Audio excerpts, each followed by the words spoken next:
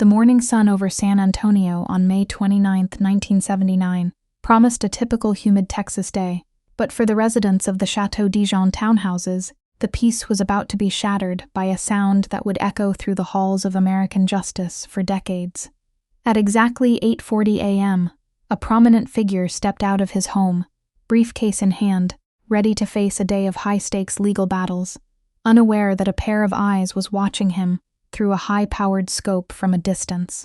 As he leaned into his car, a single, sharp crack rang out, a sound some neighbors mistook for a car backfire. But in that instant, the life of a man who embodied the iron fist of the law was extinguished in a cold, calculated act of violence. Before we dive deeper into this dark chapter of American history, remember to comment, like, share, and subscribe so you don't miss future episodes of The Calendar of Crime, where we explore the most notorious events for every day of the year. Judge John H. Wood, Jr. was not a man who inspired indifference. In the legal circles of West Texas, he was a legend, often spoken of with a mixture of profound respect and genuine fear. Known by the formidable nickname Maximum John, Wood had earned his reputation through a decade of handing out the stiffest sentences allowed by law, particularly to those involved in the burgeoning drug trade that was beginning to choke the streets of San Antonio. He was a man who believed that the law was a shield for the innocent and a hammer for the guilty, and he swung that hammer with a relish that left many defense attorneys trembling. To Wood, a courtroom was a place of absolute order, and any attempt to subvert that order was met with swift, uncompromising retribution. By the late 1970s, San Antonio had become a frontline in a different kind of war, one fueled by cocaine, heroin, and the massive fortunes of drug cartels that were just beginning to realize their own power. The city was gripped by a wave of violence that seemed to escalate with every passing month, as rival factions fought for control of the lucrative smuggling routes crossing the Mexican border. Amidst this chaos, Judge Wood stood as a symbol of resistance, a man who refused to be intimidated by the wealth or the threats of the criminal underworld. However, this unwavering stance placed him directly in the crosshairs of some of the most dangerous men in America, who saw the judge not as an arbiter of justice, but as an obstacle that needed to be removed. Among those who viewed Judge Wood with the most intense hatred was Jamiel Jimmy Chagra, a high-rolling drug kingpin from El Paso, who lived a life of unimaginable excess.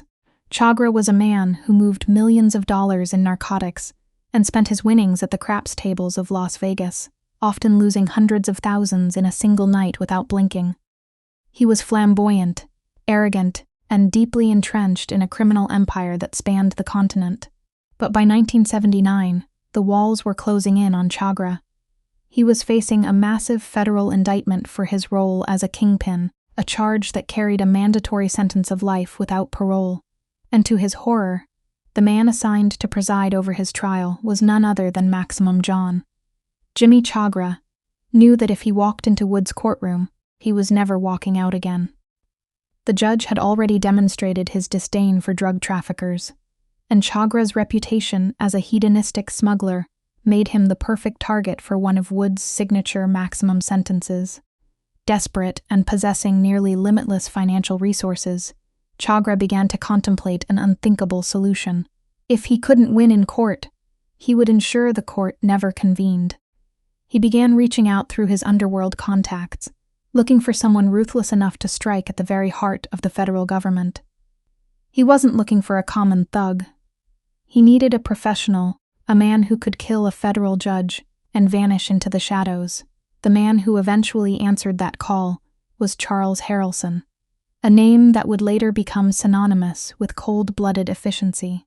Harrelson was a professional gambler and a convicted hitman who had already served time for a previous contract killing. He was a man of sharp intelligence and even sharper nerves, a ghost who moved through the margins of society for the price of $250,000, a staggering sum at the time.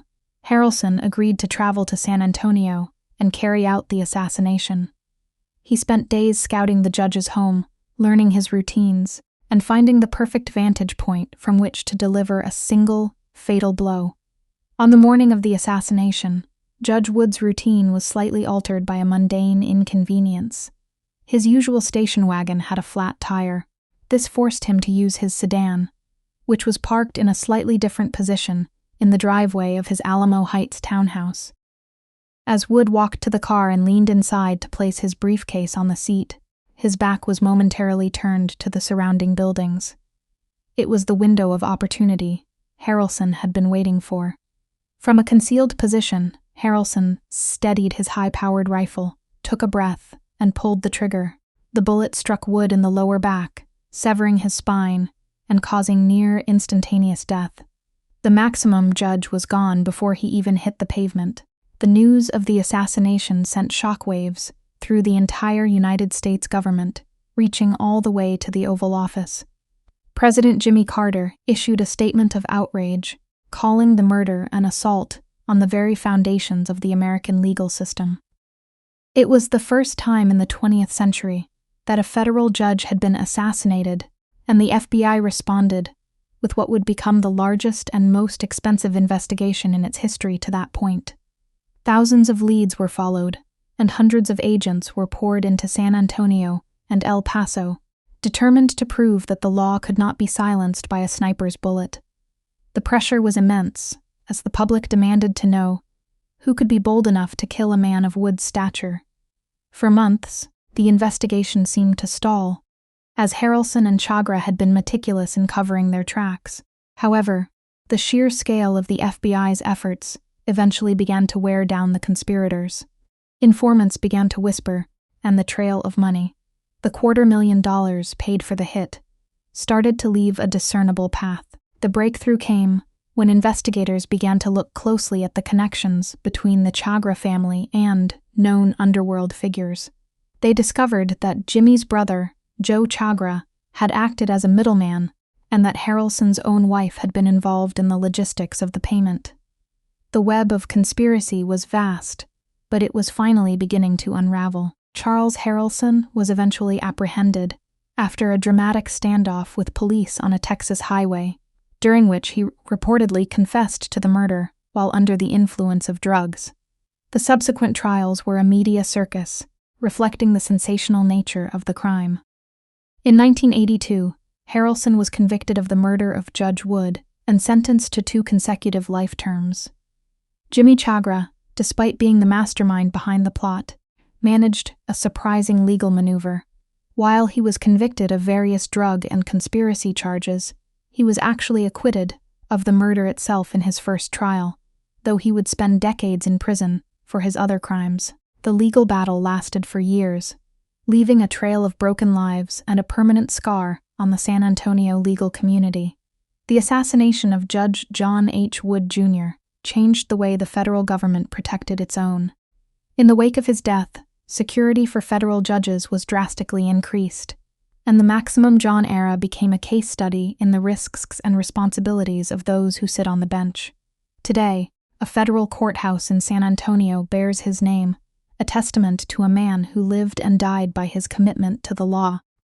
His story remains a chilling reminder of the lengths to which the criminal underworld will go when they feel the walls of justice closing in, and it stands as the most significant entry in the calendar of crime for May 29th. Thanks for watching. Please comment, share, like, and subscribe for future episodes from the calendar of crime.